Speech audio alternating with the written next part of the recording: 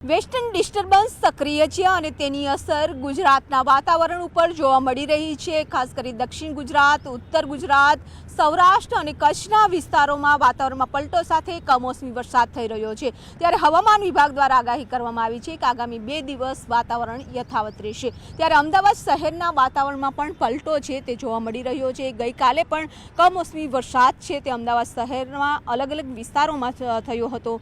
ખાસ કરીને કમોસમી વરસાદ થવાના કારણે શિયાળુ પાકને નુકસાન થઈ રહ્યું છે, પરંતુ જે રીતે મજબૂત વેસ્ટર્ન ડિસ્ટર્બન્સ આવ્યું છે અને તેના કારણે ઉત્તર ભારતથી લઈ ગુજરાત સુધીના અનેક રાજ્યોમાં તેની અસર છે તે જોવા મળી રહી છે। ત્યારે આગામી 2 દિવસ છે આ વેસ્ટર્ન ડિસ્ટર્બન્સની અસર છે સમગ્ર ગુજરાતના વાતાવરણ ઉપર જોવા મળશે। વાદળછાયું વાતાવરણ રહેશે, કમોસમી વરસાદ થશે અને આ કમોસમી વરસાદની આગાહીને કારણે ખેડૂતોની ચિંતામાં વધારો થઈ રહ્યો છે। કેમેરામેન પ્રકાશ દેસાઈ સાથે વિપુ પટેલ, ન્યૂઝ 18 ગુજરાતી, અમદાવાદ।